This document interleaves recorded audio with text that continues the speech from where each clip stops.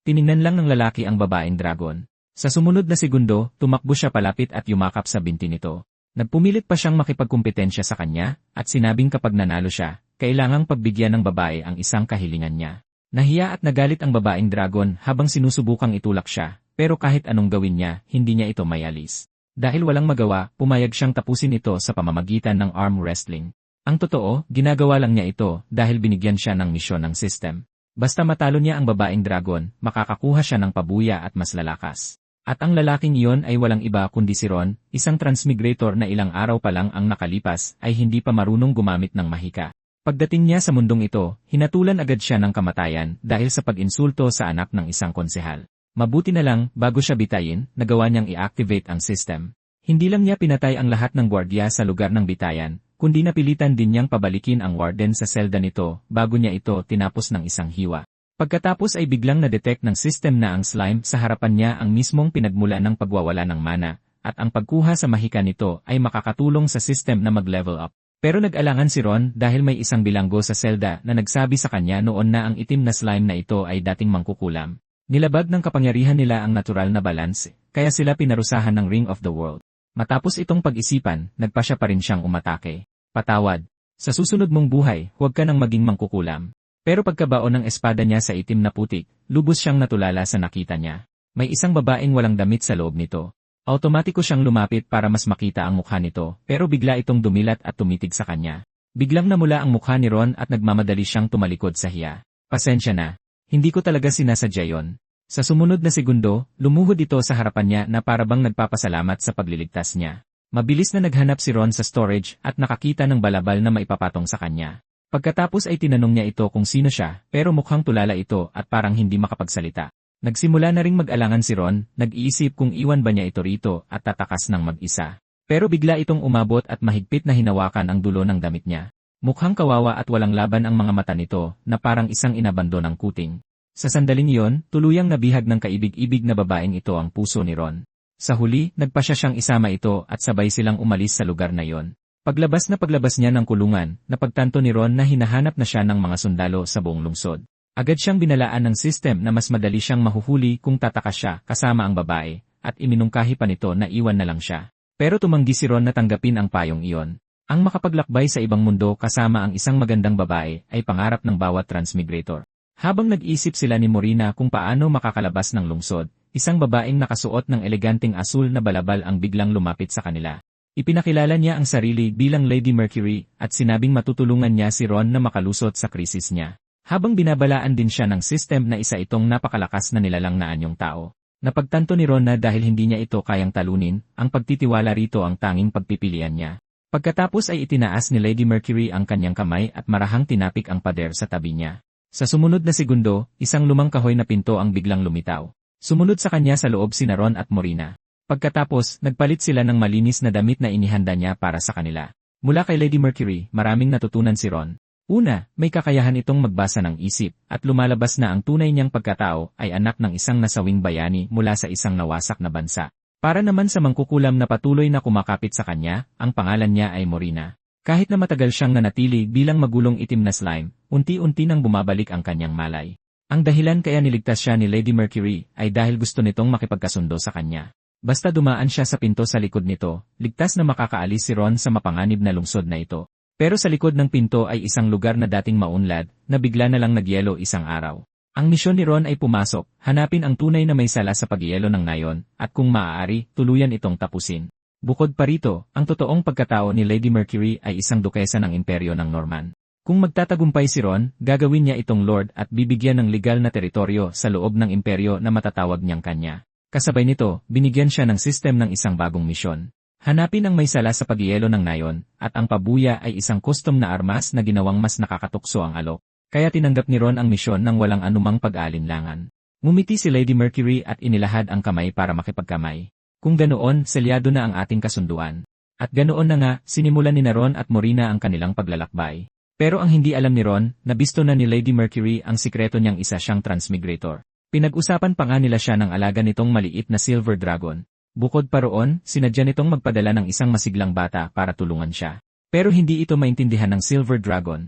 Bakit niya ipapadala ang batang pinakagalit sa mga tao? Samantala, nakarating na sina Ron at Morina sa labas ng Winterless Town habang bumubulong siya. Nireklamo ni Ron na tagos hanggang buto ang lamig sa manyebeng lugar na ito at wala man lang bakas ng buhay sa paligid. Sakto namang mahinang hinila ni Morina ang manggas niya at itinuro ang malayo. Tahimik na nakatayo sa unahan ng bagyo ang isang babaeng may pilak na buhok. Nakasot siya ng eleganteng damit ng maid, puting garter stockings, at may malamig at hindi maabot na aura na naglalayo sa lahat. Agad na gumana ang kutob ni Ron. Sino ba namang matinong tao ang magsusuot ng ganyan sa ganito kalalang panahon? Maaaring may sira siya sa ulo o sadyang napakalakas niya para hindi maramdaman ang lamig. Mabilis niyang hinawakan ang kamay ni Morina at nagpa siyang magkunwaring walang nakita, nagbabalak na lagpasan lang siya. Pero nang makita iyon ng babae, naglabas siya ng tunog ng pagkadismaya. Pagkatapos ay sumunod siya sa kanila gamit ang mabibilis at maliliit na hakbang. Sa wakas ay humarap si Ron at nagtanong, "Miss, sino ka ba talaga at bakit mo kami sinusundan?" Doon niya nalaman na ang malamig na maid ay nagangalang Lillian at pinadala siya ni Lady Mercury para tulungan siya. Agad na nakahinga ng maluwag si Ron. Sana sinabi mo agad, pero tiningnan lang siya ni Lillian na parang basura at sinabing, ang isipin palang na kusang makipag-usap sa isang marumi at kasuklam-suklam na tao ay hindi na kayang tiisin ng katawan ko. Kahit utos pa ito ni Lady Mercury, wala pa rin akong ganang lumapit sa iyo. Pasensya na. Sa sumunod na segundo, biglang umungol ng mahina si Morina kay Lillian. Kitang-kita ang pagiging agresibo niya. Sa gulat ni Ron, sumagot si Lillian sa pamamagitan ng isang eleganteng pagyuko sa kanya. Magandang araw, binibining mangkukulam. Nang makita yon, hindi mapigilan ni Ron na magreklamo sa sarili niya. Masyado namang halata ang paboritismo. Mas maganda hamak ang pakikitungo niya kay Morina kaysa sa kanya. Pero sakto namang biglang naglabas ng babala ang system. Ang nilalang sa harapan niya ay isang makapangyarihang dragon. Hindi inaasahan ni Ron na ang masungit na maid na ito ay isa palang dragon. Sa bagay, halatang minamaliit siya nito ngayon. Pero sa kabilang banda, ang magkaroon ng pansamantalang kakamping dragon ay magpapataas ng husto sa tsansa nilang mabuhay. Pero tila naramdaman ni Lillian kung ano ang nasa isip niya at agad na umatras ng ilang hakbang para palayuin ang distansya nila. Pabulong niyang sinabi na lalo pang lumakas ang marumi at nakakasuklam na pakiramdam na iyon. At dahil doon, naging kakatwa ang pormasyon nila, nangunguna sa harap si Lillian habang nakasunod naman sa likod niya sina Ron at Morina. Sa paglalakbay nila, napansin ni Lillian na laging inaalagaan ni Ron si Morina at halatang napakalapit ng dalawa. Dahil doon, labis siyang nagtaka kung paano ba talaga nagkakilala ang dalawang ito. Dahan-dahang tinapik ni Ron ang ulo ni Morina at sinabing, magkasama kami dati sa selda. Kamakailan lang siya bumalik sa anyong tao mula sa pagiging itim na putik. Kaya unti-unti pa rin siyang nagpapagaling. Nang marinig ito, bakas ang matinding gulat kay Lillian. Ikaw ang nagligtas sa kanya at talagang bumalik sa anyong tao ang isang bruhang naging itim na putik na. Ni minsan hindi pa ako nakarinig ng ganyan. Isa itong ganap na himala. Sa mundong ito, matagal nang tinuturing ng mga tao na masama ang mga bruha. Ang mga mahika at dasal ng mga tao ay galing sa iba't ibang simbolo, pero iba ang mga bruha.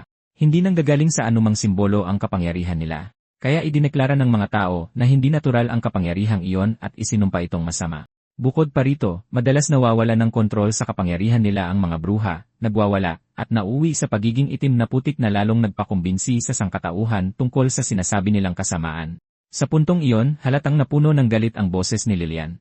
Talagang mga hangal ang mga tao. Malinaw na nagmumula sa pinakaugat ng mundo ng dalawang kulay ang kapangyarihan ng isang bruha, pero sinisiraan nila ito bilang isang kasamaan. At ang mga tinatawag nilang simbolo at mga Diyos ay mga parasito lamang na namiminsala sa mundong ito. Pagkatapos ay kiniling niya ang kanyang ulo at tiningnan si Ron. Kahit na mukha kang dugyot at pangit, taos puso pa rin akong nagpapasalamat dahil iniligtas mo ang isang bruha. Napangiti ng maloko si Ron.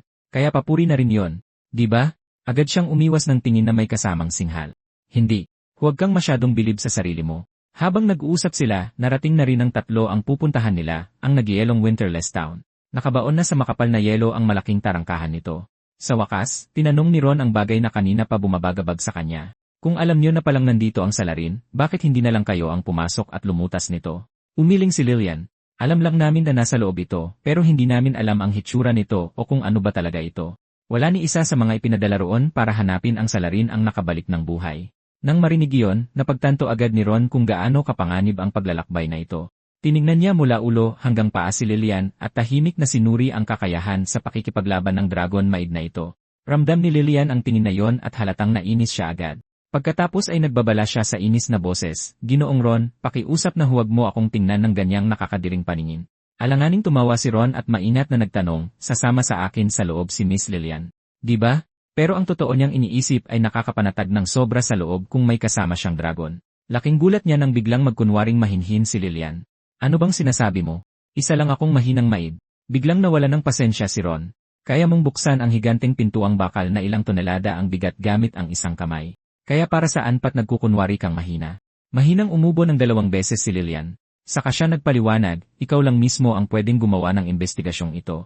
Tungkulin ko lang na bantayan ka. Bahagi ang misyong ito ng kontrata ninyo ni Lady Mercury. Hanggat hindi mo natatapos ang gawain mo, hindi ko pwedeng labagin ang mga kondisyon sa kontrata bilang supervisor mo. Gagawa kami rito ni Miss Witch ng pansamantalang kampo at hihintayin ang pagbabalik mo. Huwag kang mag-alala. Aalagaan ko siyang mabuti. Nang marinig ito, wala nang nagawa si Ron kundi ang bumuntong hininga. Marahan niyang hinaplos sa ulo si Morna at pinatahan ito gamit ang mahinang boses. Magpakabait ka. Babalik din ako agad.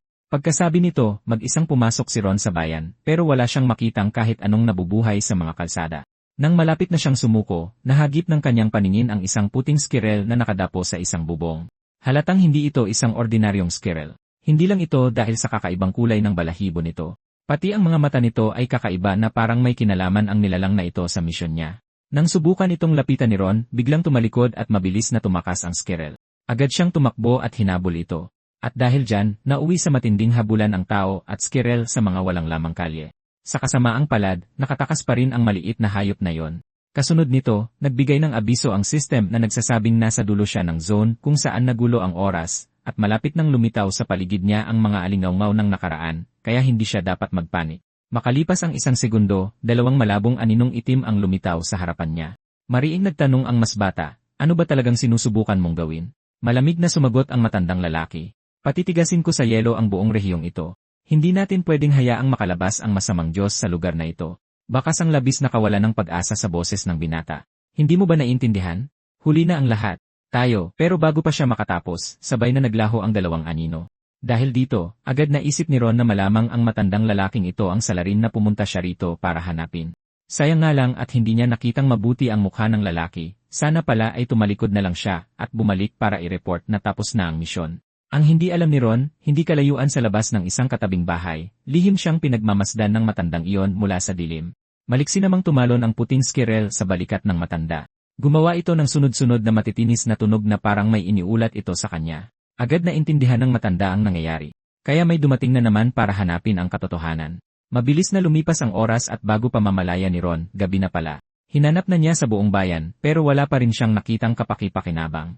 Sa huli, wala siyang nagawa kundi ang bumalik muna at ituloy na lang ang investigasyon bukas. Pero nang lumabas si Ron sa tarangkahan ng bayan, bigla siyang napatigil. Ang inaasahan niyang kagubatang puro niebe, bigla na lang may nakatayong kahoy na bahay mula kung saan. Saglit pa siyang napaisip kung sobrang tagal niya bang nag-imbestiga, kaya nagsisimula na siyang mamalikmata. Pagkatapos ay dumating si Lillian na may buhat na isang bigkis ng panggatong at sinagot ang tanong niya. Ginawa na palang pansamantalang kampo nila ang lugar na yon. Sa loob ng kahoy na bahay, kumpleto ang lahat. Isang kusina, banyo at pati isang kwarto. At hindi ka panipaniwala, si Lillian mismo ang nagtayo ng buong bahay na ito ng piraso-piraso gamit ang kahoy. Sinabi pa niya ito na parang wala lang, tinatawag pa itong pangkaraniwang kasanayan ng isang maid. Para naman sa nakabalot sa labas ng bahay, hininga pala ito ng dragon para pigilan ang sobrang lamig na hangin. Akala ko noon ang ibig sabihin ng hininga ng dragon ay yung klase ng atake na ibinubuga ng mga dragon mula sa bibig nila, pero tiningnan siya ni Lillian ng may matinding pagkadismaya. Pakiusap, huwag mong husgahan ang mga dragon gamit ang mababaw na common sense ng mga tao. Para sa amin, kahit anong kakayahan ang gamitin namin ay maaaring tawaging hininga ng dragon. At nga pala, isang dragon din si Lady Mercury na nakilala mo kanina. Agad namang napukaw nito ang kuryosidad ni Ron. Kung ganon, kayo ni Lady Mercury ay parehong dragon, bakit nakikisama siya ng perpekto sa lipunan ng mga tao, habang ikaw ay galit na galit sa kanila? Halatang ayaw sagutin ni Lillian ang tanong na yon. Pero ang talagang nakakagulat para sa kanya ay ang kawalan ng takot ni Ron sa mga dragon.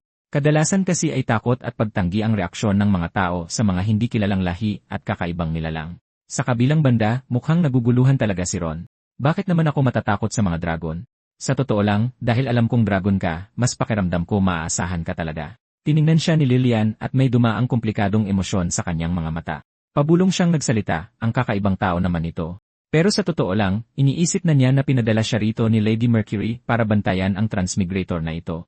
Kung sakaling gamitin ni Ron ang sistema para maghasik ng gulo, papatayin niya ito agad.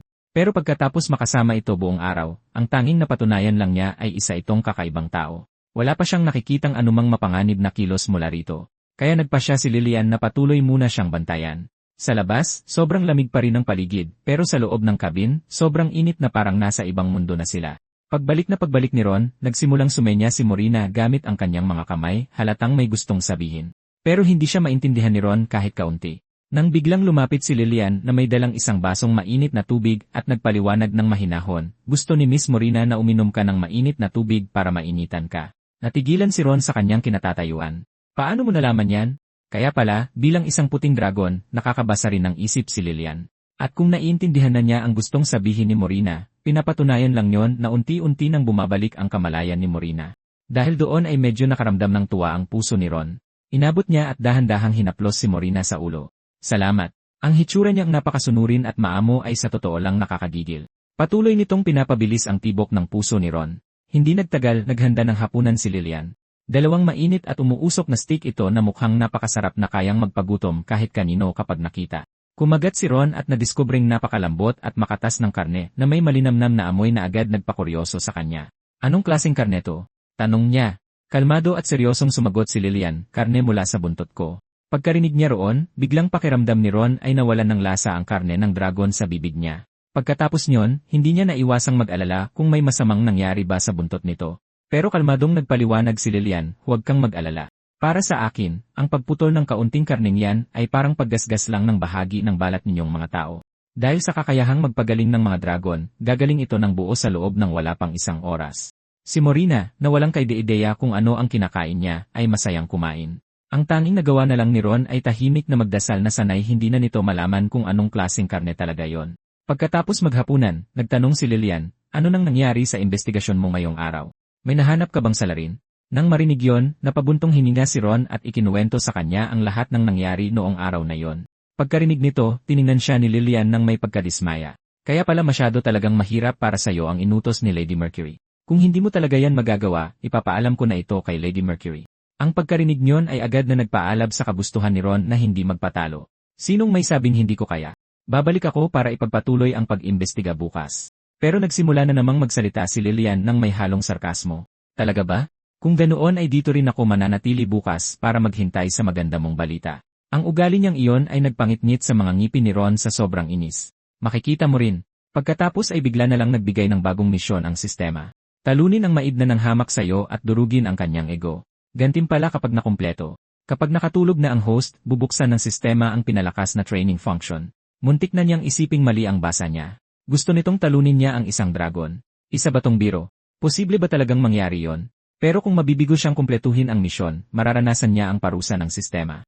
Kaya pagkatapos itong pag-isipan sandali, nagitnit ang mga ngipin ni Ron at nagpasya. Sa sumunod na segundo, inihampas niya ang kanyang kamay sa lamesa at sumigaw, Miss Lilian, gusto kong makipagkumpetensya sa'yo. Idaan natin to sa arm wrestling. Palag ka ba? Natigilan sandali si Lilian sa kinatatayuan niya. Pagkatapos ay isang mapang-asar na ngiti ang dahan-dahang gumuhit sa kanyang mga labi. Hahamunin mo ko. Ang lakas ng loob mo. Makalipas ang 10 minuto, 10 beses ng sunod-sunod na talo si Ron. Kalimutan na ang pagkapanalo. Hindi man lang siya makakita ng kahit kaunting pag-asa para manalo sa isang round. Sa lagay na ito, siguradong hindi siya makakataka sa parusa ng sistema. Sa kalagitnaan ng kawalan ng pag-asa, isang walang hiyang ideya ang biglang pumasok sa isip niya. Sa huli, kailangan lang naman niyang manalo ng isang beses. Sa sumunod na segundo, sumugod si Ron at yumakap na naman sa binti ni Lilian, walang hiyang nagsimulang magmakaawa. Noon na Lilian, pwede bang magpatalo ka na lang sakin, kahit isang beses lang?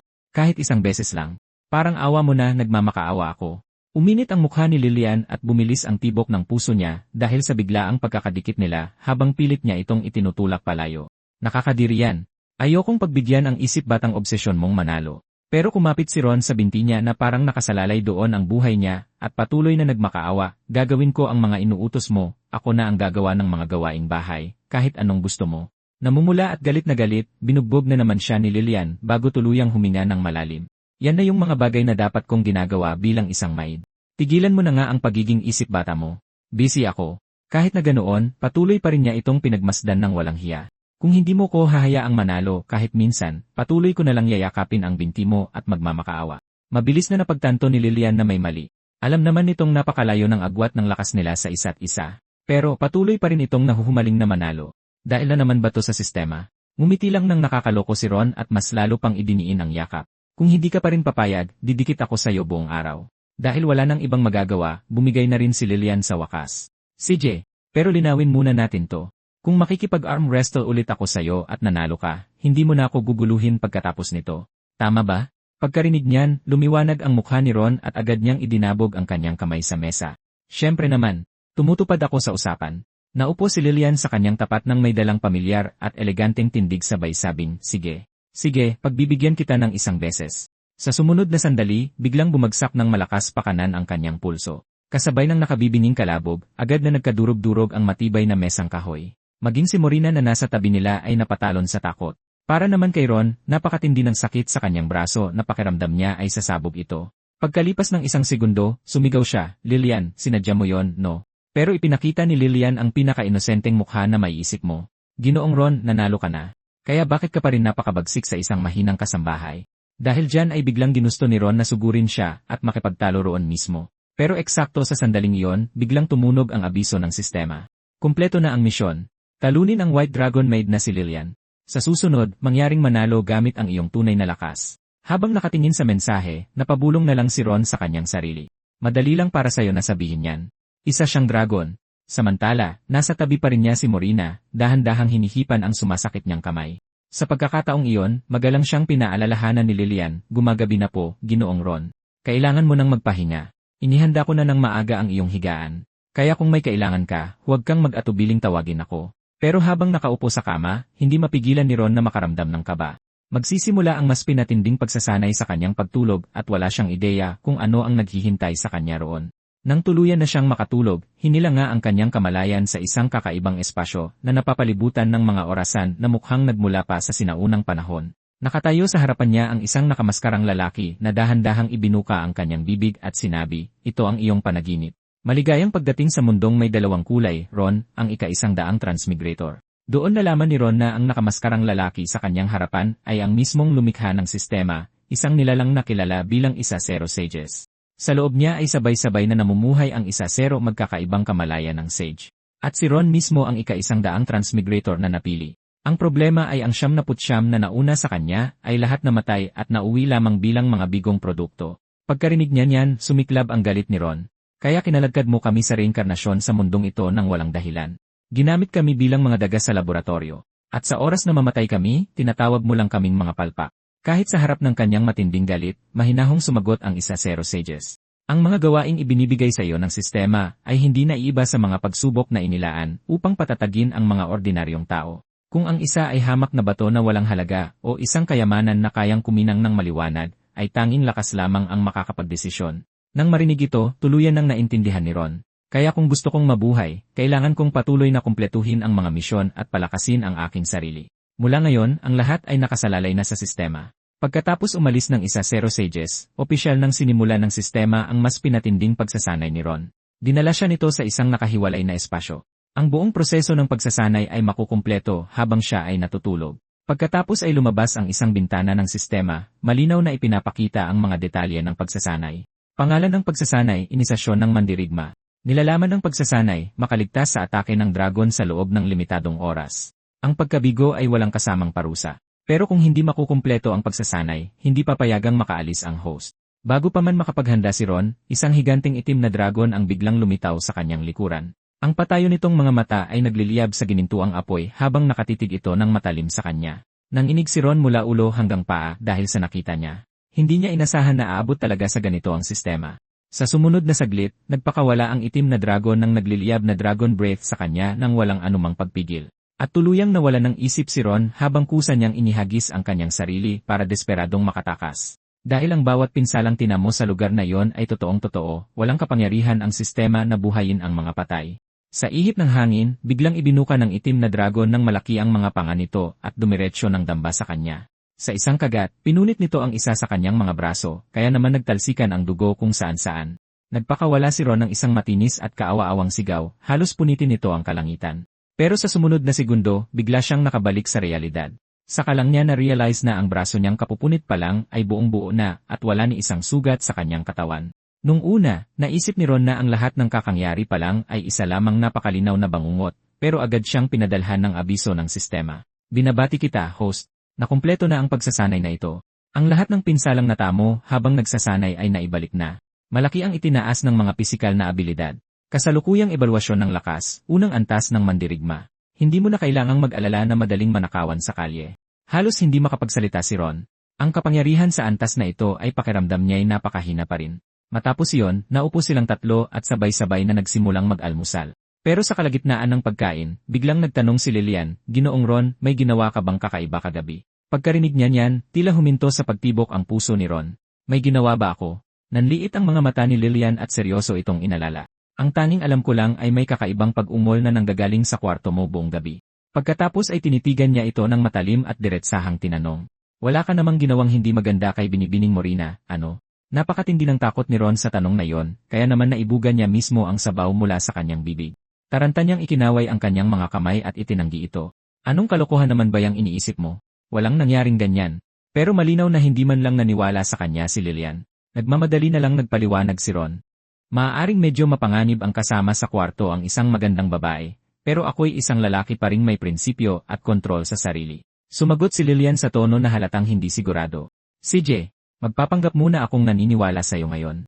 Ganoon pa man, sinundan niya ito ng isang babala. "Pero imbes na sayangin ang isip mo dyan, iminumungkahi kong mag-focus ka sa tunay mong trabaho at tapusin sa lalong madaling panahon ang inutos sa'yo ni Lady Mercury. Tutal, walang makakasiguro na mananatili lang sa bayang ito ang salarin habang buhay."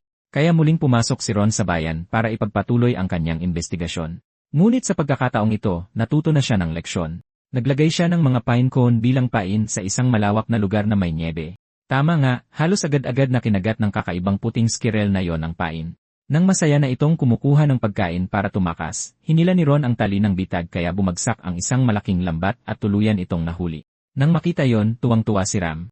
"Tingnan natin kung saan mo balak tumakas ngayon." Hinugot niya ang puting squirrel mula sa lambat at pinaningkitan ito ng mata habang tinatanong. "Maliit na nilalang, may kinalaman ka sa mga kakaibang nangyayari rito, no?" Pero nagpupumiglas ng husto ang squirrel sa mga kamay niya. At sa sumunod na segundo, mariin itong kumagat sa pagitan ng mga daliri ng kamay niya. Muntik nang mabitawan ni Ron ang squirrel dahil sa sakit. Pero biglang may sumulpot na matandang lalaki sa likuran niya at sinabi sa nakakaawang boses, "Pwede mo ba siyang patawarin?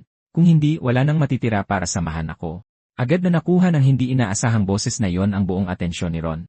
Sa wakas, nakahanap din siya ng buhay na tao sa bayang ito. Pero pagluwag ng hawak ni Ron, mabilis na bumalik ang squirrel sa balikat ng matanda. Ipinakilala ng lalaki ang sarili niya bilang mayor ng Winterlist Town. Mas nagulat si Ron nang malaman niyang alam na ng matanda na nandito siya para tuklasin ang katotohanan. Mula sa mayor, nalaman ni Ron na dati ay parang tagsibol buong taon sa lugar na ito at minsan nang namuhay ng mapayapa at masaya ang mga tao rito. Pagkatapos ay dumating ang masamang Diyos at sinira ang lahat. Isang kakaibang nilalang ang masamang Diyos na kayang tumupad ng mga hiling at magbigay ng kapangyarihan. Ang mga panatikong baliw sa kasakiman para sa kapangyarihang iyon ay mismong nagtanim ng masamang Diyos sa kanilang mga katawan. Kapalit nito, nagkaroon sila ng apoy at halimaw na lakas, pero tuluyan silang nasiraan ng bait. Isa-isang nahawahan ng masamang Diyos ang mga taong bayan, at ang mga halimaw na nakabalat tao pa rin ay nagsimulang magpatayan ng walang habas. Para maitama ang malagim na pagkakamaling iyon, walang nagawa ang mayor kundi humingi ng tulong sa Mage Tower. Mula roon, humiram siya ng isang makapangyarihang magic scroll. Sa huli, ginamit niya ang mahikang iyon at pinatigas sa yelo ang buong bayan kasama ang bawat taong nahawahan sa loob nito dahil alam niyang kapag hindi niya ginawa iyon, hindi matatapos ang sakuna sa bayang ito. Kakalat ito sa buong teritoryo. Sa wakas, lumabas na ang buong katotohanan at ang salarin ay nakatayo mismo sa harapan ni Ron. Walang pag-aalinlangang kumuha ng tali si Ron, iginapos ang mga kamay ng mayor, at naghandang dalhin siya pabalik kay Lady Mercury para iulat na tapos na ang misyon. Mukhang may gusto pang sabihin ang mayor pero walang pakialam si Ron. Ang trabaho lang niya ay hulihin ang salarin. Kung kailan inakala niyang matatapos ang misyong ito nang mas madali kaysa sa inaasahan, sinundan nilang dalawa ang daan palabas ng bayan para lang madiskubreng umikot sila pabalik sa mismong sentro nito. Mapait na lang na nakapagpaliwanag ang mayor. Masyado nang matagal na nasa ilalim ng matinding impluensya ng mahikang iyon ang lugar na ito. Tuluyan nang nagkagulo ang oras dito. Sino man ang makatuklas ng katotohanan ay hindi na makakaalis sa lugar na ito. At ako mismo ay ilang siglo na ring nakakulong dito. Nang marinig iyon, tuluyang natulala si Ron. Paano nauwi sa ganito ang lahat? May naghihintay pa sa kanyang cute na maid at magandang dragon girl sa labas. Pero sa parehong pagkakataon, may isa pang bagay na labis niyang ipinagtataka. Kung ganun, paano ka nakapanatiling buhay rito ng daan-daang taon? Sumagot sa mahinang boses ang mayor dahil isinumpa ako ng mahikang iyon. Sa nakapirming oras na ito, hindi ako pwedeng mamatay. Ang tanging magagawa ko lang ay ipagpatuloy ang pag-usad ng miserableng buhay na ito. Pero iba ka. Kapag hindi ka nakahanap ng paraan palabas sa bayang ito, makukulong ka rin dito, tulad ng lahat ng iba pang naghihintay ng kamatayan. Pero wala talagang balak si Ron na tanggapin ang tadhana na yon. Sa sumunod na segundo, humarap siya at naghanap muli ng lagusan palabas ng bayan. Kinaumagahan, nakatayo si Lillian sa loob ng kabin, tahimik na nakatitig sa labas ng bintana at malalim ang iniisip. Sa tabi niya, patuloy na tinatapik ng marahan ni Morina ang salamin, bakas ang pagkabalisa sa maliit niyang mukha. Kung kailan bumabalot na sa kanya ang pagkadismaya, itinulak ni Lillian ang isang serving cart papasok sa kwarto. Nakapaghanda na siya ng almusal, corn chowder at puting tinapay, kasama ng bakon, itlog at inihaw na leeks. Agad na nagliwanag ang mga mata ni Ron, gaya ng inaasahan sa isang all-purpose dragon maid, maganda at sobrang galing. Nang makita yon, mahinang nagtanong si Lillian, "Anong problema, Miss Witch?" Pero hindi pa rin makapagsalita si Morina. Kaya ang tanging nagawa niya ay sumenyas ng may pag-aalala gamit ang kanyang mga kamay. Gamit ang kanyang kakayahang magbasa ng isip, naintindihan ni Lillian kung ano ang gumugulo sa kanya at marahan nitong hinaplos ang kanyang buhok. Pagkatapos ay pinatahan niya ito sa mahinang boses, "Huwag kang mag-alala. Si Mr. Ron ay isang transmigrator. Hindi siya babagsak ng ganoon kadali." Kahit pa, nang makita kung gaano nag-aalala si Morina, hindi napigilan ni Lillian na magkasalubong ang mga kilay habang nag-isip sa sarili. Hindi pa bumabalik si Mr. Ron mula nang pumasok siya kahapon. Ano ba talagang nangyari sa loob? Samantala, patuloy na lumilipas ang oras. 10 buong araw nang nagpapagalagala si Ron sa bayan, para lang mauwi sa pagbalik sa eksaktong parehong lugar sa bawat pagkakataon. Parehong nakakadismaya ang sagot ng system. Sabi nito ay wala itong magagawa sa ngayon at kailangan ng mas detalyadong impormasyon bago nito masuri ang sitwasyon. Kaya sumabog sa galit si Ron. Ano pang silbi ng isang walang kwentang system na tulad mo kung wala ka namang magawa kapag kailangan-kailangan? Tamang-tama, dahan-dahang lumabas ng bahay ang mayor. Nang makitang gaano pa rin katigas ang ulo ni Ron, inanyayahan niya itong pumasok para magpainit sa apoy at magpahinga sandali. Pagkapasok ni Ron, agad niyang tinanong kung may paraan ba palabas, pero sinabihan siya ng mayor na sumuko na sa ideyang iyon. Kahit gaano pa niya hanapin, hinding-hindi siya makakahanap ng lagusan. Nang sandaling iyon, nagkataong napatingin ang mga mata ni Ron sa ilang picture frames na nakapatong sa isang kabinet. Sa mga litrato, bukod sa mayor, mayroon ding isang babae at isang maliit na batang lalaki. Dahil sa kuryosidad, nagtanong si Ron, "Anong nangyari sa pamilya mo?" Sa mahinang boses, ipinaliwanag ng mayor na bago napatigas sa yelo ang bayan dahil sa mahika, tumakas na ang asawa niya kasama ng karamihan sa iba pa. Pagkatapos ng ilang siglong ito, halos tiyak ng matagal na siyang pumanaw sa labas. Tungkol naman sa anak niya, patay na rin siya. Nang marinig iyon, tunay na nakaramdam ng kirot sa dibdib si Ron at sinabi, "Ang hirap niyan. Kung ako ang makukulong dito ng ganoong katagal, baka matagal na rin akong nabaliw."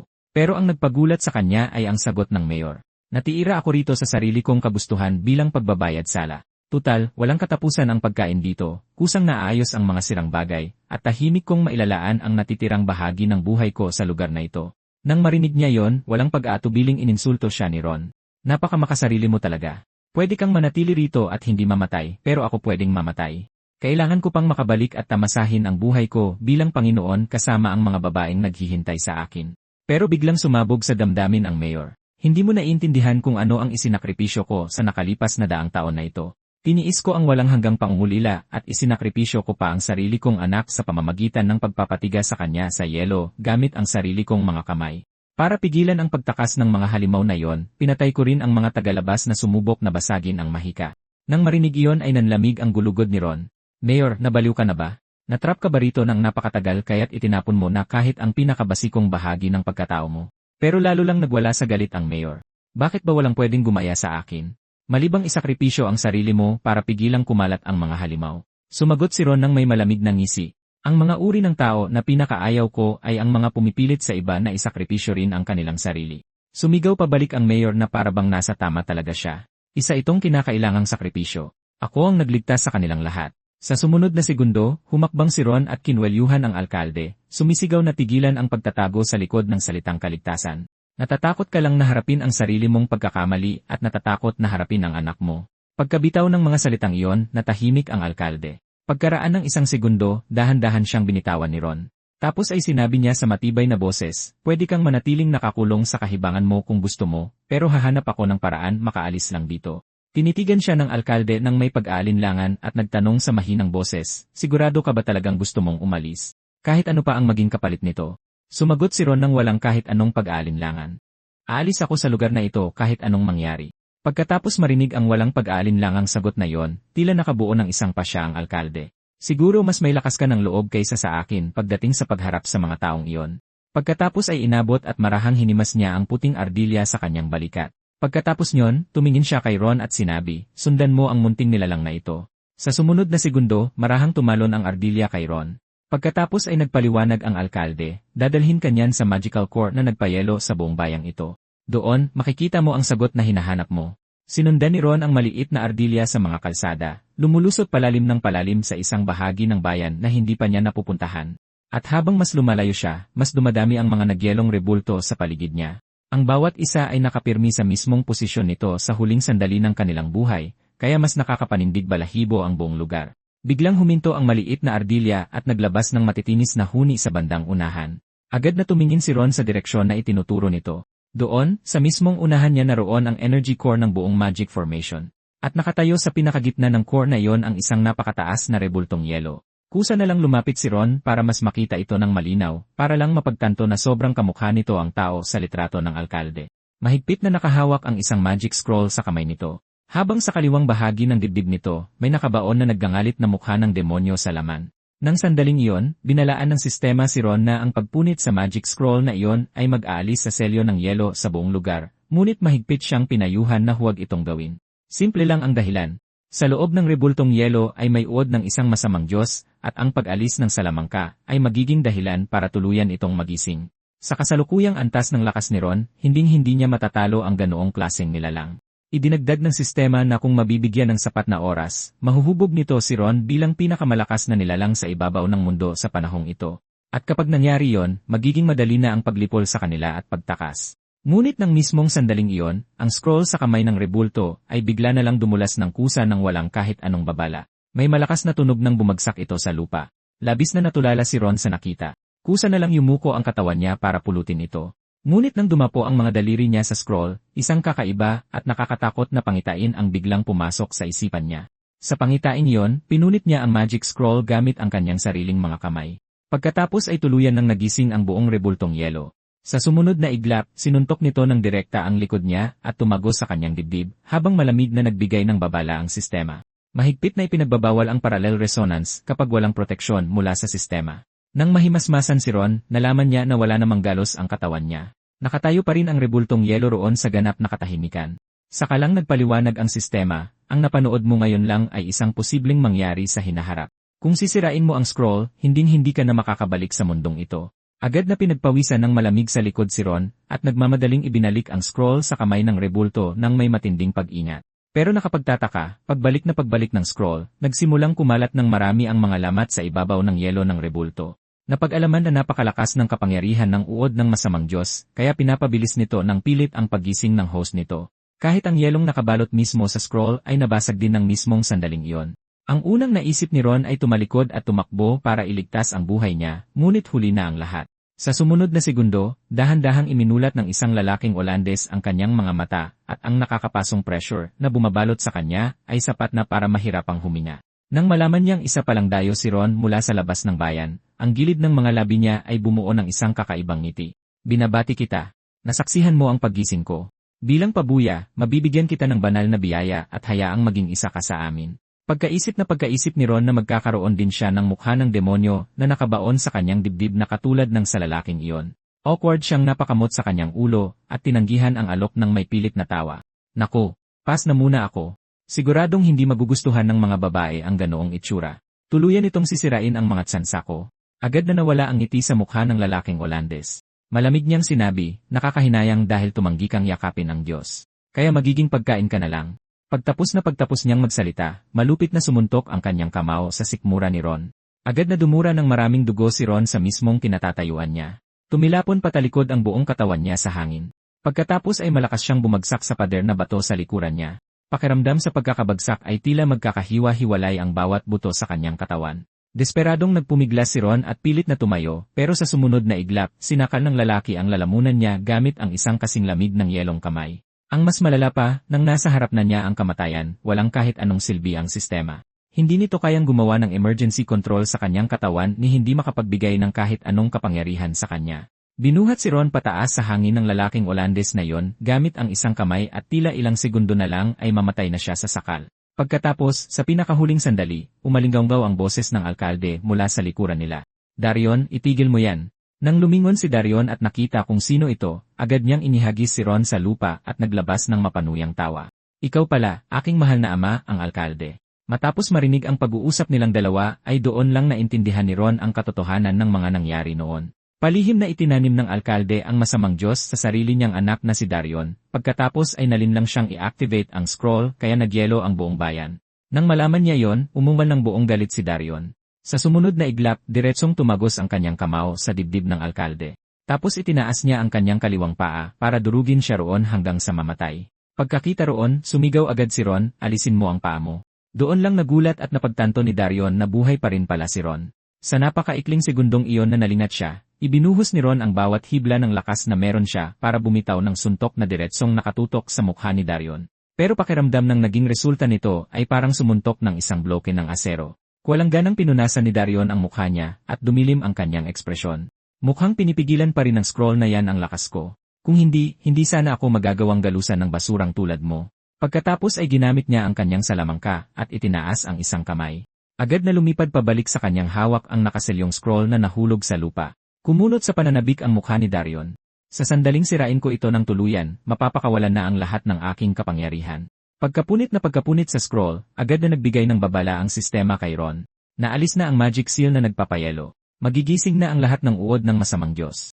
Kasabay nito, nagsimula nang gumalaw ulit ang mga taga-nayon na nakulong sa yelo. Malakas na lumagutok ang kanilang matitigas na bias habang sunod-sunod na umalingaw-ngaw ang mabababang ungol. Tumingala si Darion at tumawa ng malakas. Papatayin muna kita at palalabasin ko ang mga kauri ko mula sa lugar na ito. At sa mismong oras na yon, ang uod ng masamang Diyos sa loob niya ay nag-evolve na sa ikalawang yugto nito. Agad na ipinaalam ng system kay Ron na ang survival rate niya ay bumagsak na sa ibaba ng 7%. Nang bumulusok ang kamao ni Darion patungo sa kanya, muntik nang hindi makailag si Ron. Ang lakas ng suntok na yon ay lumikha ng malaking butas sa pader sa likuran niya. Agad na ginamit ni Ron ang kumakalat na alikabok at mga durog na bato para itago ang kanyang mga galaw. Saka siya sumiksik sa likod ng malapit na pader. Pero sa mismong sandaling iyon, biglang nag-anunsyo ang system, dahil masyadong mababa ang survival rate ng host, ang pagsubok na ito sa paghubog ng transmigrator ay otomatiko nang ituturing na palpak.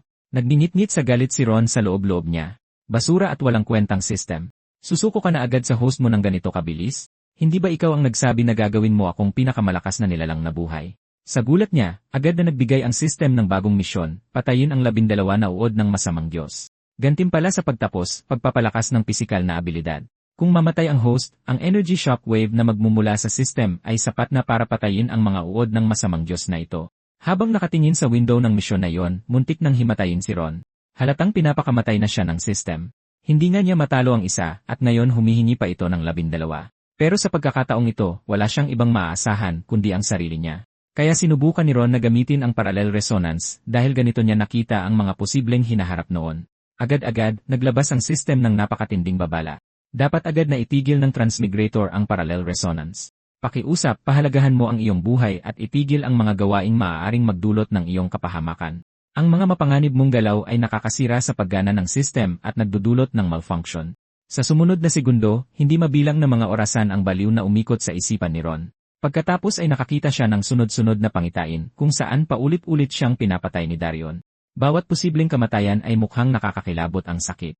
Pero sa bawat posibleng mangyari, kusang pinoprotektahan ni Darion ang uod ng masamang Diyos sa loob ng kanyang katawan. Siguradong iyon ang kahinaan niya. Sa kasamaang palad, nahanap na ni Darion ang pinagtataguan ni Ron. Sa desperasyon, dumampot si Ron ng isang dakot na yelot niebe at ibinato ito ng diretsyo sa mukha ni Darion. Nang kusang itaas ni Darion ang braso niya para sanggain ito, sinamantala ni Ron ang pagkakataon at sumugod. Layunin niyang wasakin ang uod ng masamang Diyos sa pamamagitan ng isang suntok. Pero sa halip, madaling nasalo ni Darion ang pulso niya. May malisyosong ngiti, sinabi ni Darion, hindi mo naman sigurong naisip na wala akong pag-ingat dito, di ba? Sa sumunod na sandali, isang napakalakas na puwersa ang dumaloy mula sa palad ni Darion diretsyo sa katawan ni Ron. Pakiramdam ni Ron ay parang sinusunog ng buhay ang bawat pulgada niya mula sa loob palabas. Kasabay nito, sa malayong kampo, biglang nabitawan at natumba ni Morina ang baso sa kanyang mga kamay. Sa sumunod na segundo, tumakbo siya patungo sa pinto na parang nawala na siya sa sarili. Agad siyang hinabol ni Lilian at hinawakan sa kamay. Miss Morina, masyadong malakas ang blizzard sa labas. Manatili ka rito at hintayin mong bumalik si Lord Ron. Pero humahagulgol na si Morina habang walang patid ang agos ng luha sa kanyang mukha. Paulit-ulit siyang nagtangkang magsalita, pero hindi malinaw na lumalabas ang mga salita. Nilagay na lang ni Lilian ang kamay niya sa balikat nito, na may mas malambot na tono. Miss Morina, kumalma ka. Kung ganyan ka, hindi ko mababasa ang gusto mong sabihin. Sabihin mo lang ng dahan-dahan. Huminga ng malalim si Morina habang pinilit niyang ilabas ang boses niya sa kabila ng di nakikitang pader na pumipigil dito. Sa wakas, nakapagsalita rin siya ng isang buong pangungusap. Nasa panganib si Lord Ron. Kailangan ko siyang mahanap. Nang marinig niya yon, rumehistro ang gulat sa mukha ni Lilian. Ito ang unang pagkakataon na narinig niyang magsalita si Morina ng isang buong pangungusap. Agad siyang nakabawi at sinabing, naiintindihan ko. Kung gayon, dadalhin kita sa kanya. Samantala, sa kabilang dako, nakadiin na ng mabigat ang paa ni Darion sa dibdib ni Ron. May malupit na tingin, umisi siya ng may panghahamak. Inisip mo ba talaga na sapat na ang mumurahing pandaraya para matalo ako? May hangganan din ang pagmamaliit mo sa isang tao. Para saan? Plano mo rin bang maging isang hangal na bayani tulad ng matandang iyon? Habang inuubo ng dugo, pinilit pa ring sumigaw ni Ron, nagkakamali ka. Hindi ko kailanman ginustong maging bayani. Gusto ko lang mamuhay ng masaya na napapaligiran ng mga magagandang babae. Pero sa sandaling iyon, isang malabong itim na figura ang biglang lumitaw sa tabi ni Ron at sumabog ang boses nito ng diretsyo sa isip niya. Tumpak, hindi kailangan ng naghihinalot bulok na mundong ito na iligtas mo. Ang dapat mong gawin ay gamitin ang iyong kapangyarihan para magbigay ng isa pang brutal na dabok dito. Nang makitang nawalan na ng lakas si Ron para lumaban, itinaas ni Darion ang kanyang kamao at idiniretsyo pabagsak sa ulo ni Ron. Pero sa gulat ng lahat, si Ron na halos mamamatay na ay biglang nagtaas ng kamay at sinalo ang nakakamatay na suntok na iyon. Habang naggangalit ang mga ngipin, pinilit niyang makatayong muli. Kasabay nito, isang mabangis at marahas na kapangyarihan ang sumabog mula sa kaibuturan ng katawan niya. Walang ideya si Darion kung anong nangyayari, pero ang uod ng masamang Diyos sa loob niya ay malinaw na nagpakita ng matinding takot sa kapangyarihang iyon. Sa galit, nagpakawala ulit siya ng isang suntok at umungal. Ano bang ginawa mo? Mabilis na iniwas ni Ron ang ulo niya para umiwas. Kasabay nito, inipon niya ang umaalab na kapangyarihan sa kanyang kaliwang kamay at ibinaon ito na parang kidlat ng diretsyo sa dibdib ni Darion. Sa sumunod na segundo, hinablot niya ang uod ng masamang Diyos mula sa katawan ni Darion, at sa dulo nito ay nakasabit ang isang pusong tumitibok pa. Bumagsak si Darion sa lupa na may mabigat na kalabog. Pero ang uod ng masamang Diyos sa kamay ni Ron ay biglang naglabas ng malamig at mapangasar na tawa. Hamak na tao, hindi mo ako masasaktan kahit kaunti. Sinagot lang ito ni Ron ng isang malamig na ngiti. Ang nakakatawa, hindi ako tao mula sa mundong ito. Sa kanya kinuyom ng mahigpit ang kanyang 5 daliri at dinurog ang pusong iyon sa isang marahas na galaw. Agad na nawala ng buhay ang uod ng masamang Diyos. Pagkatapos noon, isang kakaibang kulay ubing usok ang nagsimulang tumagas sa pagitan ng mga daliri ni Ron. Agad niya itong itinapon, hindi niya inaasahan na kahit patay na ay susubukan pa rin siyang isahan ng bagay na ito. Gayunpaman, nag-iwan pa rin ito ng marka sa kanyang palad, na hugis tulad ng isang mata. Hindi kalayuan, ang mayor na dapat sanay patay na ay biglang nahihirapang tumayo. Lumabas na ang time magic na gumagapos sa Winterless Town ay hindi pa talaga tuluyang nawawala, at ang pinagmumulan ng mahikang iyon ay walang iba kundi ang puting ardilya. Pagkatapos ay ipinagkatiwala ng mayor kay Ron ang otoridad sa puting ardilya. At kung patuloy bang pananatilihin ang mahikang iyon, ang huling desisyon ay buong nakasalalay na kay Ron. Sa pinakahuling sandali ng kanyang buhay, may isang huling kahilingan ang mayor. Matapos ang sandaling katahimikan, pinili ni Ron na pagbigyan ito at kinalagkad siya sa tabi ni Darion. Nang mga oras na yon, ang katawan ni Darion ay bumalik na sa pagiging isang payat at kulubot na balat. At ang tanging naiwan na lang sa mga mata niya habang nakatingin sa kanyang ama ay pighati at kapayapaan. Habang umiiyak tulad ng isang wasak na matandang ama, nahihirapang sinabi ng mayor, patawad, Darion. Ang pagiging makasarili ko ang sumira sayo. Siguradong naging malungkot ka sa lahat ng taong lumipas, anak. Huwag kang matakot. Sa pagkakataong ito, sasamahan ka na ng ama mo. Habang nagsasalita, mahigpit niyang hinawakan ang kamay ng kanyang anak at humiga sa tabi nito sa walang katapusang nyebe at yelo. At sa oras na alisin ni Ron ang salamangka, tuluyan na siyang makakaalis sa bayang ito. Ngunit ng sandaling iyon, biglang hinila ng malakas ng puting skirel ang buhok niya. Maliwanag na sinusubukan nitong ibaling ang atensyon niya sa harap. Sa sumunod na segundo, isang magandang babae na hindi pamilyar ang biglang lumitaw sa kanyang paningin. Kinusot ni Ron ng mariin ang kanyang mga mata, kinumpirmang hindi ito isang halusinasyon, at agad na nagtanong kung sino siya at kung bakit bigla siyang lumitaw sa ganitong oras. Kaswal na ipinakilala ng babae ang sarili bilang mentor ni Ron. Ipinaliwanag niyang dahil sa padalos-dalos na pag-trigger ni Ron ng parallel resonance kanina, panandaliang bumagsak ang system, kaya nagkaroon siya ng bihirang pagkakataon na magpakita sa kanya. Pagkatapos ay mayabang niyang idinagdag, hindi lahat ng transmigrator ay sinuswerte na makilala ako, alam mo ba? Mas mabuting pahalagahan mo ang pagkakataong ito. Kung ako, ang logistics minister, ay nagkataong nasa magandang mood, baka sabihin ko pa sayo kung paano manatiling buhay sa mundong ito. Hindi napigilan ni Ron na sumagot ng pabalang. Hindi ba tinatawag mo palang ang sarili mong mentor ko kanina? Bakit bigla ka namang naging logistics minister ngayon? Nakalimutan mo na ba ang sarili mong setting? Tumawa lang ng alanganin ang babae sa kanya.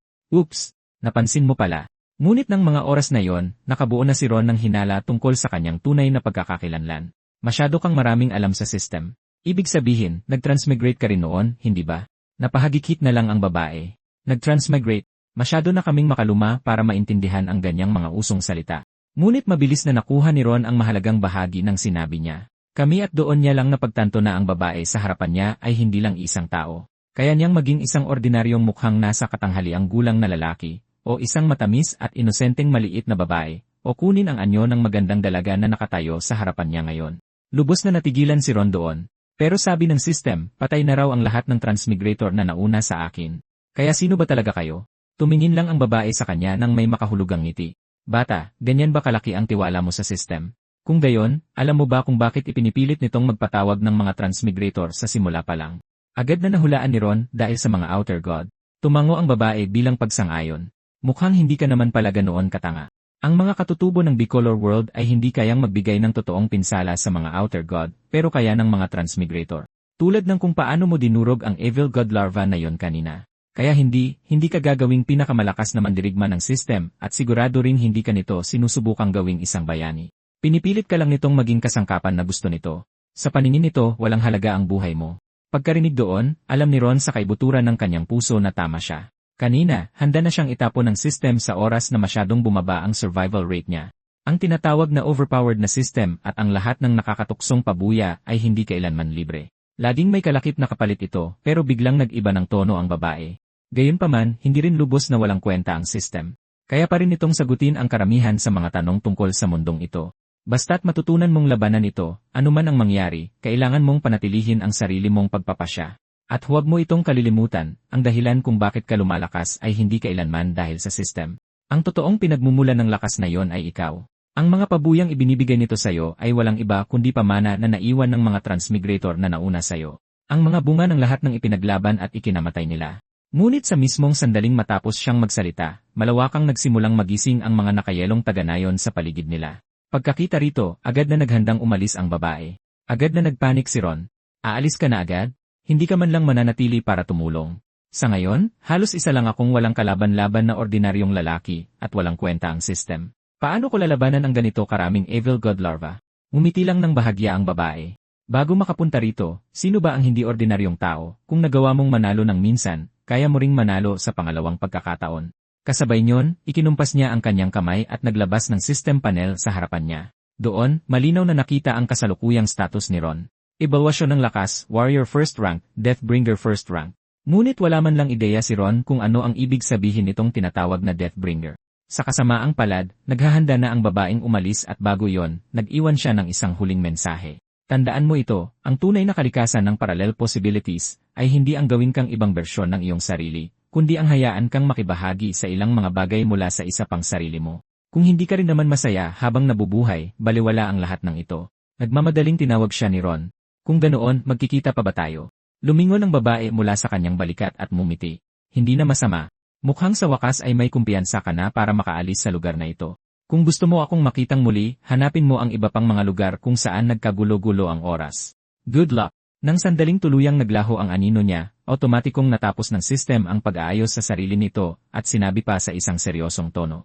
Magpapatuloy ang system sa buong dedikasyong paglilingkod sa host mula ngayon. Napatawa na lang ng malamig si Ron. Talaga ba? Sino yung handa na akong itapon kanina? Pero kahit na ano paman, kailangan niya pa ring tapusin ang buwisit na misyong iyon at pumatay pa ng 11 evil god larva. Samantala, umaatungal na ang mga taga-nayon ng Paos habang sumusugod sa kanya na parang isang higanting alon, sumisigaw na kukunin nila ang buhay niya at ipaghihiganti ang kanilang kalahi. Pagkakita rito, agad na sinabihan ni Ron ang maliit na skirel sa balikat niya na pumunta sa ligtas na lugar. Saka siya huminga ng malalim at nagsimulang mag-focus sa kakaibang lakas ng Deathbringer First Rank na umaapaw sa loob niya. Sumugod ang pinakamalapit na taga-nayon. Direktang sumuntok si Ron sa evil god larva na nakabaon sa tiyan ng isang lalaki. Sa pagkakataong ito, hindi niya na kailangan pang bunutin palabas ang larva. Ang suntok pa lang ay sapat na para tuluyang mapuksa ang buhay nito. Ngunit bago pa makapagdiwang si Ron, kahit isang segundo lang, isang traidor na taga-nayon ang umatake sa kanya mula sa likuran at inihampas ng direkta ang isang makapal na kahoy na pamalo sa ulo niya. Agad na dumaloy ang mainit na dugo mula sa gilid ng kanyang noo. Habang nagngangalit ang mga ngipin, pinatid ni Ron ang binti niya at pinabagsak sa lupa ang umatake. Pagkatapos, sa parehong kilos, idiniin niya ang kanyang paa at dinurog ang Evil God larva sa tiyan ng taga-nayong iyon. Kahit pa, umabot lang sa 4 ang bilang niya dahil doon. Sa sumunod na segundo, 2 maskuladong lalaki ang dumagan sa mga braso niya mula sa magkabilang gilid. Nakakatakot ang purong lakas nila, pero buti na lang ay hindi na nila kayang manipulahin ang mga apoy. Kaya ang tanging magagawa na lang nila ngayon ay pigilan siya. At 2 pa ang sumugod at kumapit ng mahigpit sa mga binti niya. Pagkatapos niyan, dumarami pa ang mga taga-nayon na dumagan sa kanya hanggang sa mabaon siya sa pinakailalim. Pakiramdam ni Ron ay napakabigat na ng buong katawan niya. Nang mga oras na yon, sana man lang ay may hawak siyang sandata sa kanyang mga kamay. Pero ang totoo ay wala talaga siyang kahit na ano. Kahit na masaktan lang niya ang mga ito, kahit paano ay sapat na. Pagkatapos ay biglang rumehistro ang isang matinding silakbo sa kanya at ibinuka ni Ron ang kanyang bibig para kagatin ang larva ng masamang Diyos na nasa tiyan ng isang taga-nayon. Sa sumunod na iglap, sa pilitan niya itong pinunit. Sa puntong ito, hindi na mahalaga kung paano niya sila papatayin. Basta mamatay sila, sapat na yon. Hindi kalayuan, sa isang bakanteng kalupaan ng nyebe, tahimik na pinanood ng puting ardilya ang lahat at naging kaisa-isang saksi sa madugong labanang ito hanggang kamatayan. Hindi na rin alam ni Ron kung gaano nakaraming oras ang lumipas. Ngunit nang manumbalik ang kanyang diwa, ang tanging natira sa paligid niya ay ang mga bangkay at tuluyan nang nakumpleto ang misyon na pumatay ng 12 larva ng masamang Diyos. Pero hindi siya makapaniwala, marami pang mga taga-nayon ang sumusugod papunta sa kanya at sa pilitan pa siyang inuutusan ng sistema na ipagpatuloy ang paglaban. Sa sobrang galit ni Ron, muntik na siyang mapamura ng malakas. Nababaliw na ang basurang sistemang ito. Malinaw na 12 lang at 12 lang talaga ang sabi sa misyon. Pero ngayon, umabot na sa hangganan ang kanyang lakas at dahil sa pagkawala ng dugo at matinding pagod ay nanlalabo na ang kanyang paningin. Talaga bang mamamatay na siya rito matapos ang lahat? Nang lalamunin na sana ng dilim ang natitira niyang malay, isang ugong ng dragon ang bumasag sa himpapawid. Pinilit ni Ron na tumingala at nakita ang isang higanteng puting dragon na lumilipad sa hangin habang nakabuka ng malapad ang mga pakpak.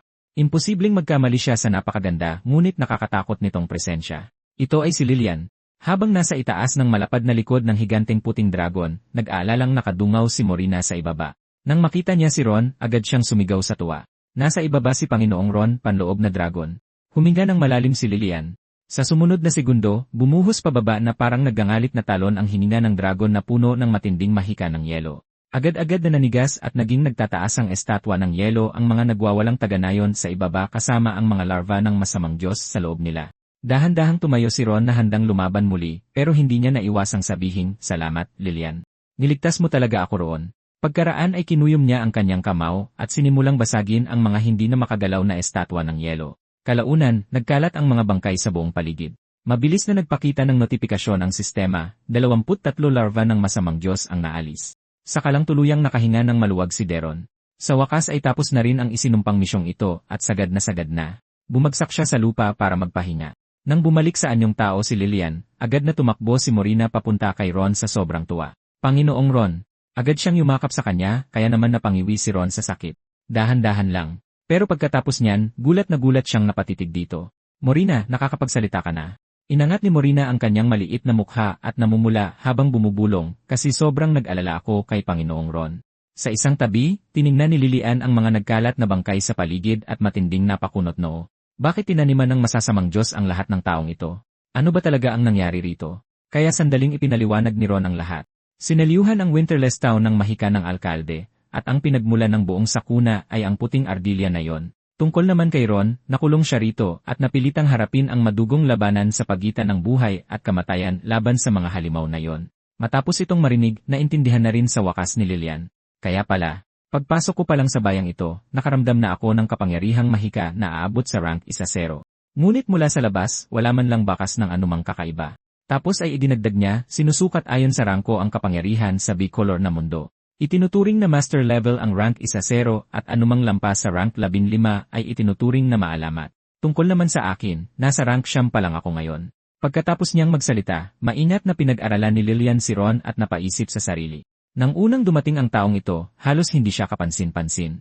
Pero ngayon, kaya na niyang pumatay ng ganito karaming masasamang Diyos ng mag-isa. Mas mabilis pa ang paglago niya kaysa sa inaasahan ko. Nang sandaling iyon, biglang napansin ni Morina ang kakaibang marka sa palad ni Ron. Ngumiti lang si Ron at pinanatag ang loob niya. Ayos lang ito. Hindi naman ito masakit. Mabilis na nag-isip muli si Lillian at sinabing, Ginoong Ron, ngayong naresolba mo na ang problema sa Winterless Town, bumalik na tayo at makipagkita kay Lady Mercury.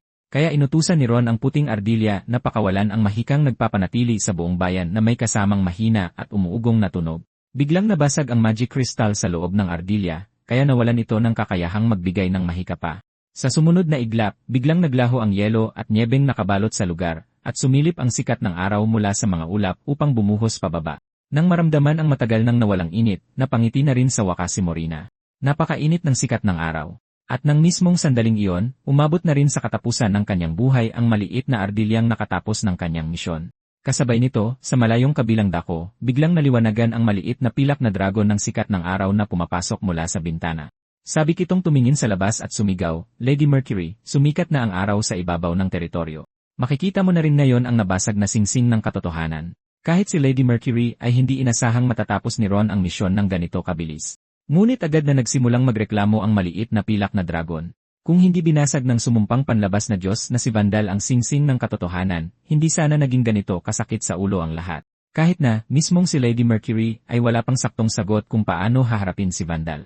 Nang maramdaman niyang malapit nang bumalik si Ron at ang iba pa, biglang tumalon ang maliit na pilak na dragon sa isang tasa ng tubig at tuluyang itinago ang anyo nito. Pagkatapos niyan, bumukas ang pinto at pumasok si Ron kasama sina Morina at Lillian. Habang eleganteng nakaupo sa kanyang silya, kalmadong unang nagsalita si Lady Mercury. Maligayang pagbabalik, Ginoong Ron. Mukhang naging maayos naman ang paghawak mo sa mga bagay-bagay. Inis na agad na sumagot si Ron. Anong ibig mong sabihing maayos? Muntik na akong mamatay roon. Pero hindi man lang pinansin ni Lady Mercury ang reklamo niya. Ang talagang ikinagulat niya ay natuklasan ni Ron ang katotohanan sa loob lamang ng 4 na araw. Sa orihinal niyang pagtataya, aabutin siya ng hindi bababa sa 2 buwan bago may marating. Nang may halatang interes, nagtanong siya, kung gayoy sino ba talaga ang may gawa ng pagyelo sa buong teritoryong iyon. Tapat na sumagot si Ron nang walang itinatago. Ang alkalde ng Winterless Town. Pinyelo niya ang buong bayan para hindi makalabas ang mga halimaw na nahawahan ng masamang Diyos. Tungkol naman sa iba pang bahagi ng iyong teritoryo, malamang na nadamay lang sila. Namatay ang alkalde pagkatapos. Inilibing ko na siya. Gayunpaman, malinaw na walang balak si Lady Mercury na tanggapin ang kanyang kwento batay lang sa kanyang salita. Inaasahan na ito ni Ron. Kaya agad niyang inilabas ang sirang magic scroll. Tapos ibinato niya ito sa mesa sa harap nito. Iyan ang ebidensya mo. Hindi agad sumagot si Lady Mercury. Tahimik lang siyang nakatitig sa scroll. Maliwanag na tinitimbang niya kung gaano karami sa kwento ni Ron ang pinapaniwalaan niya. Pagkatapos, laking gulat ni Ron nang biglang magsalita si Lillian para ipagtanggol siya. Hindi nagsisinungaling si Mr. Ron. Nakita ko mismo ng 2 mata ko na napalibutan siya ng napakaraming tagasunod ng Evil God. At sa huli, siya ang tumapos sa kanila. Kitang-kita na hindi inaasahan ni Ron na susuportahan siya ni Lillian. Agad na gumaan ang loob niya. At sa isang saglit, naramdaman pa niyang baka tinuturing na siya nitong isang tunay na kaibigan. Agad siyang nagbigay ng thumbs up para magpasalamat. Ngunit mabilis na napunta ang tingin ni Lady Mercury sa marka sa kabilang kamay ni Ron. Marka iyan ng isang Evil God. Mabilis siyang nakabuo ng sarili niyang konklusyon. Mukhang minarkahan na ng Evil God si Ron bilang isang mapanganib na target. Tungkol naman sa iba pang mga tinatago niya, napagpasyahan niya na hindi na masyadong mahalaga ang mga iyon sa ngayon. Matapos ang maikling pag-isip, bumalik ang eleganteng ngiti ni Lady Mercury. Tapos sinabi niya, dahil napakahusay mong tinapos ang misyon, tutuparin ko ang pangako ko. Habang nagsasalita, inilatag niya ang isang piraso ng parchment. Pumayag na ang Norman Empire na ibigay ko sa iyo ang teritoryong iyan. Ang kailangan mo lang gawin ay dalhin ang dokumentong ito roon. Sa sandaling pirmahan mo ito, opisyal nang magiging sa iyo ang lupain sa paligid ng Windbird Town. Kinuha ni Ron ang dokumento at mabilis itong tiningnan. Sa sumunod na segundo, padabog niyang hinampas ng kamay ang mesa sa sobrang inis. Itinaya ko ang buhay ko at pinatay ang higit sa 20 Evil God larvae, tapos isang maliit na bayan lang ang ibibigay mo sa akin. Pero nang ipaliwanag ni Lady Mercury ang totoong halaga nito, biglang nagbago ang ugali ni Ron. Ang kaparangan sa paligid ng Windbird Town ay puno ng mga mineral veins, at kung mapapaunlad niya ito ng tama, magiging isang minahan ng ginto ang teritoryong ito para sa kanya. CJ, may kasama pa ring sugal ito, ngunit sa huli ay pumirma si Ron ng walang pag-aalinlangan. Gayunpaman, nang itanong niya kung paano siya makakapunta sa bago niyang teritoryo, sinabi ni Lady Mercury na sira ang teleportation gate. Ang pinakakaya nitong gawin ay ibalik sila sa lugar kung saan una silang nagkita, at sila na lang mismo ang kailangang maghanap sa eksaktong lokasyon ng teritoryo. Nakangiti habang ginagawa ito, idiniin niya ang opisyal na selyo sa parchment at sinabi, siguradong hindi magiging problema ang ganyang kaliit na issue sa isang bagong talagang lord na tulad mo.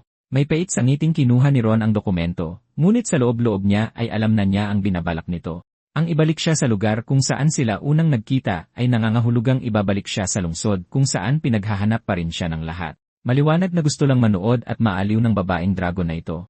Pagkatapos, bago pa man sila umalis, kaswal na nabanggit ni Lady Mercury na kung gusto ni Lillian na magpatuloy sa pagtatrabaho para kay Ron mula ngayon, ang kailangan lang niyang gawin ay bayaran ang sweldo nito.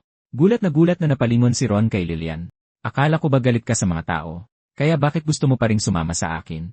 Yumukod si Lillian tulad ng isang maid. Napaka-perpekto, mukhang hindi man lang siya nahirapan. Isang karangalan na patuloy kang paglingkuran, Mr. Ron. Nang makita ito, agad na hinimas ni Ron ang kanyang baba at sinadya ang pag-asta bilang isang lord.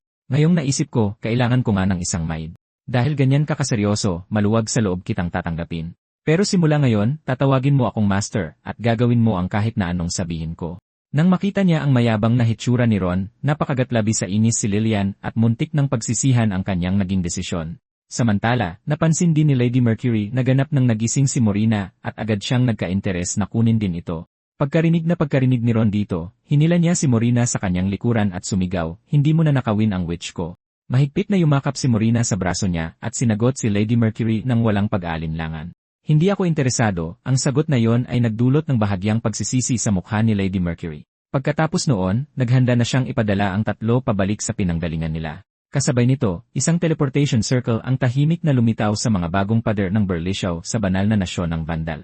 Pero nang itulak ni Ron ang pinto para buksan, napagtanto niyang paanuman ay naipadala sila pabalik sa isinumpang lugar na ito. Sa sumunod na segundo, biglang hinawakan ni Morina ang kanyang manggas at gulat na itinuro ang pader. Lord Ron, tingnan mo.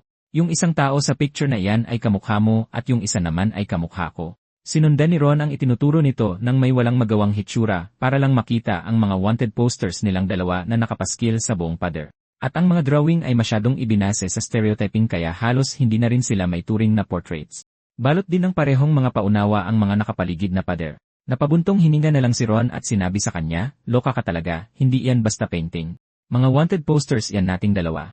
Kaswal itong sinulyapan ni Lillian at tila mas na-curious kung anong klaseng karumal-dumal na krimen ang ginawa ni Ron para magkaroon ng pabuya na 50,000 gintong barya.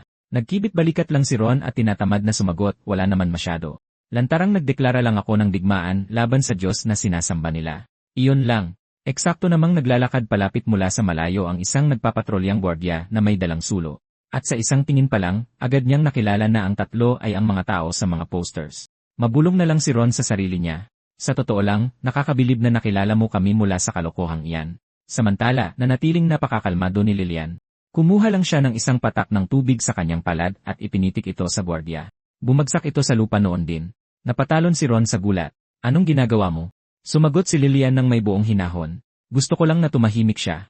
Ngunit napansin na ng ibang mga gwardiya sa paligid ang kaguluhan at mabilis na lumapit ang tunog ng nagmamadali at magulong mga yabag. Nagbigay ng thumbs up si Ron kay Lillian nang naggangalit ang mga ngipin. Nakita mo na? Ngayon mas marami pa sa kanila ang hinila mo papunta rito. Siyempre, iba ang naging paningin ni Lillian dito at kalmadong inisip na ang totoong dahilan ay ang sobrang lakas na pagsigaw ni Ron mula pa noong una.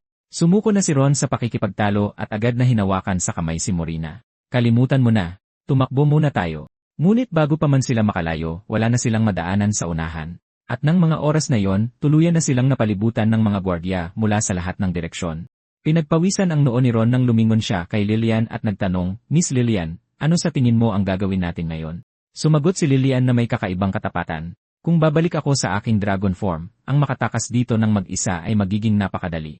Agad na nagliwanag ang mga mata ni Ron. Kung gayon, bakit hindi mo na lang kami isakay at ilipad makaalis dito kasama mo?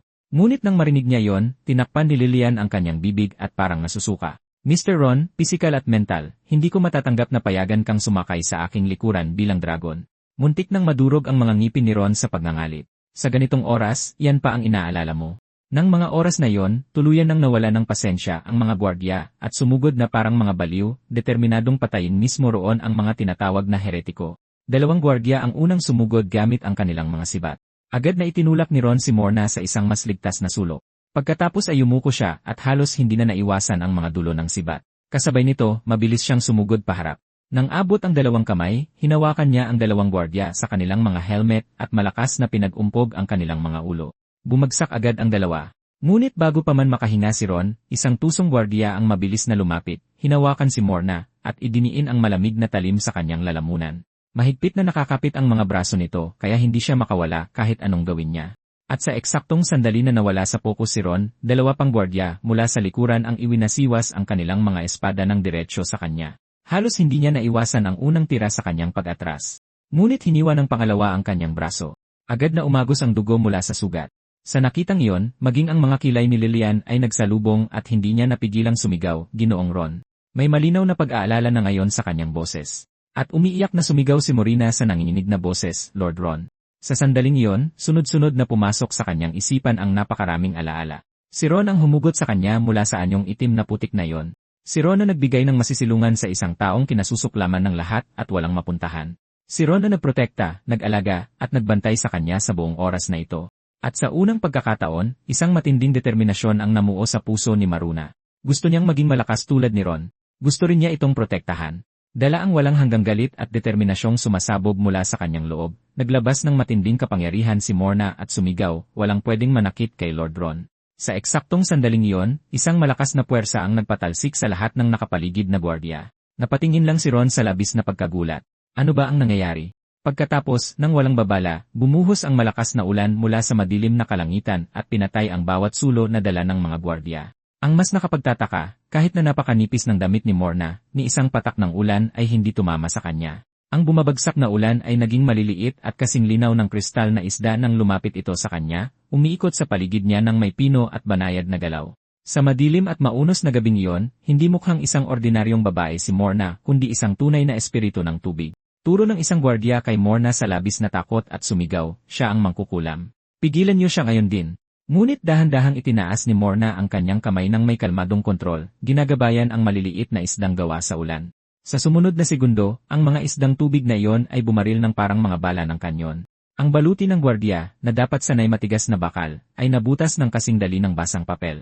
Sa isang iglap, bumagsak sa lupa ang bawat isang gwardiya. Naiwan si Ron na nakatitig at hindi makapaniwala sa nakita. Isang galaw lang at napatumba niya silang lahat. Narinig ang boses ni Lilian mula sa gilid, tulad ng inaasahan sa isang mangkukulam ng tubig. Napakalakas na ng kanyang kapangyarihan, kaya niyang tawagin ang hangin at ulan, kahit na baguhin ang mismong panahon. Kasabay nito, may napansin ding iba si Ron. Kahit paano, nakapagbukas na ng payong ang dragon na babaeng ito. Hindi niya napigilang magtanong kung saan niya iyon nakuha. Isang tingin lang ni Lilian sa kanyang basang katawan, sa kakaswal na naglabas ng isa pang payong na parang mahika at iniabot ito. Ang pagtugon sa bawat pangangailangan ng kanyang amo ay ang pinakapangunahing katangian ng isang kasambahay. Binuksan ni Ron ang payong at tumingin kay Morina. Tulad ng inaasahan, nakatingin na rin ito sa kanya. Puno ng pag-asam ang kanyang mga mata. Halata na gusto niyang mapuri. Kaya lumapit si Ron, dahan-dahang tinapik ang kanyang buhok at nakangiting sinabi, ang galing ng ginawa mo, Moruna. Nang marinig iyon, napuno ng kaligayahan ang buong mukha ni Moruna. Pagkatapos ay sumulyap si Ron sa mga bumagsak na gwardiya at agad na sinabi, dahil tumba na ang mga gwardiya, kailangan na nating makaalis sa lungsod bago pa dumating ang tulong. Ngunit ng sandaling iyon, isang matinis na tunog ang biglang pumunit sa hangin sa itaas nila, at sabay na napatingala sina Ron at Lilian. Isang malakas na palaso ang bumaril pababa mula sa tuktok ng Thor. At nakatutok ito kay Morina. Agad na nagbago ang mukha ni Ron at sumigaw na mag-ingat siya. Sa pinakahuling sandali, ang kamay ni Lilian ay naging kuko ng dragon at sinalo ang palaso gamit ang kanyang kamay. Namutla sa takot ang maliit na mukha ni Maruna, ngunit lumiwanag ang mga mata ni Ron dahil sa ibang dahilan. Nakatitig siya sa kuko ni Lilian ng may pananabi. Sobrang angas ng kuko na yon. Isang sandali pa, narinig ang natatarantang sigawan ng mga gwardiya mula sa Thor sa itaas. Bilis, magkasapa ng isang palaso. Asintahin niyo ng mas maayos ngayon. Sa wakas ay nagsimulang makaramdam ng tunay na takot si Ron. Ang malawak at bukas na lupa sa paligid nila ay walang mapagtaguan, ngunit napakagatlabi na lang si Lilian sa inis. Anong mga nakakainis na insekto? At hinigpitan niya ang kanyang hawak sa palaso. Sa sumunod na sandali, inihagis niya ito pabalik sa pinanggalingan nito. Bumagsak ang palaso sa Thor taglay ang nakakatakot na lakas, at isang nakakaawang tili ang sumambulat mula sa bitak na pinagbarilan. Hindi napigilan ni Ron na ibulalas agad ang kanyang paghanga. Grabe naman. Seryoso, isa kang ang all-purpose na dragon maid. Nang sandaling iyon, dahan-dahang ibinuka ni Lilian ang mga pakpak ng dragon sa kanyang likuran at sinabi, oras na para umalis tayo. Pagkatapos ay naging isang dambuhalang puting dragon muli ang kanyang katawan, naglalabas ng tunay na kamahalan at nakakapanindig balahib na presensya. Nakatingin pababa sa kanilang dalawa, sinabi niya, sumakay na kayo. Masunuring umakyat si Morina sa likod niya. Sa kabilang banda, mukhang labis na natutuwa si Ron na hindi niya maipaliwanag. Kaya nagpasya ka na rin na buhatin kami paalis. Kanina ko pa gustong malaman kung anong pakiramdam ng sumakay sa isang dragon. Pero sa sumunod na segundo, simpleng umabot ang kuko ng dragon ni Lilian, dinakma si Ron sa katawan, at iniangat siya ng diretsyo sa himpapawid. Agad na namuo ang masamang pakiramdam sa dibdib ni Ron. Teka, wala ka naman sigurong planong. Bago pa siya makatapos, naibukan na ni Lilian ang kanyang mga pakpak at lumipad ng diretsyo sa kalangitan. Nakasabit ng walang kalaban-laban sa kanyang kuko, nagpakawala ng pili si Ron na sapat para punitin ang langit. Masyado namang halata ang pagkakaiba ng trato dito. Isang linggo ang lumipas, nang maagang maaga, isang karwahe ang sa wakas ay nagdala kina Ron at sa iba pa sa rehiyon ng hangganan ng Norman Empire, ang Living Burial Plain. Sa loob ng karwahe, magkasandal sina Lilian at Morna na payapang natutulog. Samantala, inip na si Ron at hindi napigilang magreklamo. Ilang araw nang umaandar ang karwaheng ito at patay at tigang pa rin ang lahat ng nasa paligid natin. Wala ba talagang kahit anong kawili-wili man lang dito? Habang siya ay hindi mapakali at naghahanap ng pwedeng gawin, biglang lumabas ang sistema at ipinaalala na mayroon pa siyang hindi nakukuhang mga pabuya. Isa sa mga iyon ay lumabas na pabuya mula sa naunang misyon na alamin kung sino ang nasa likod ng Winterless Village at mabibigyan siya ng sistema ng isang personal na armas. Nang marinig iyon ni Ron, lumiwanag ang kanyang mga mata. Sana naman ay isang bagay ito na magugustuhan ko talaga. Gusto kong maging sobrang astig nito, yung klase ng armas na mananakot sa mga tao sa oras na makita nila ito. Sa huli, nilikha ng sistema para sa kanya ang Ash of the Forged Greatsword. Hinubog ito mula sa mga bihirang metal na matatagpuan sa paligid ng Myriad Crucible. Ang orihinal na layunin ng disenyo nito ay lumikha ng isang armas na kayang mag-iba ng anyo, ngunit nabigo ang huling produkto na makuha iyon. Gayunpaman, taglay pa rin ito ang kakayahang pigilan ang paghilom ng kalaban, habang nagbibigay rin sa may hawak nito ng tiyak na antas ng resistensya laban sa apoy. Isang tingin lang ni Ron sa malaking espada at agad na itong nagustuhan. Tamang-tama ito sa klase ng armas na gusto niya, kaya agad siyang nakapagdesisyon at pinili ito ng walang pag-aalinlangan. Pagkatapos ay ipinaalam sa kanya ng system na nailagay na ang armas sa system storage at maaari itong kunin anumang oras. Ang isa pang pabuya na naghihintay pang kunin ay ang Physical Enhancement Potion mula sa misyong patayin ang Evil God Larvae. Ayon sa system, ang potion ay orihinal na produkto ng isang Advanced Warrior Mass Production Project. Ang pag-inom nito ay lubos na makakapagpabuti sa pisikal na kondisyon ng katawan, ngunit ang paulit-ulit na paggamit sa isang tao ay hindi na dadagdag o tatalab pa. At higit sa lahat, ang potion ay kasalukuyang minomonopolyo ng isang partikular na pamilya at eksklusibo lang para sa kanilang sariling paggamit. Habang nakatingin sa potion na nasa harap niya, agad na natukso si Ron. Ang pinakamalaking kahinaan niya ngayon ay malinaw na ang kanyang stamina at pisikal na lakas. Kaya sinabi niya sa system na ibigay na ito agad. Sa sumunod na iglap, biglang lumitaw ang potion sa mismong kamay niya. Hindi na ito pinag-isipan pa ni Ron. Binuksan niya ang takip at ininom ang lahat ng dire-diretso. Sa kalagitnaan ng pag-inom, muntik na niya itong maibuga pabalik. Sa kalang tamad na idinagdag ng system na ang side effect daw ng potion ay sobrang sama ng lasa nito. Maya-maya, hindi na iwasan ni Ron na magreklamo, hindi mo naman ako binigyan ng peking basura, di ba? Ininom ko na ang lahat pero walang nagbago. Mahinahong nagpaliwanag ang system, kailangan ng isang linggo para tuluyang matunaw ang potion. Unti-unting lalakas ang katawan ng host sa loob ng panahong iyon. Mangyaring magtiwala ka sa kalidad ng mga gamit na ginagawa ng system. Sakto naman, nagising na sina Lilian at Morina. Nang makita ang kakaibang ekspresyon niya, nagtanong si Lilian kung ano ang nangyari, na sinagot ni Ron ng pagkaway ng kamay at mapait na pagtawa. Wala naman. May nainom lang akong nakakadiri. Pagkatapos nyon, ipinagpatuloy na ng tatlo ang kanilang paglalakbay patungo sa Windbird Town.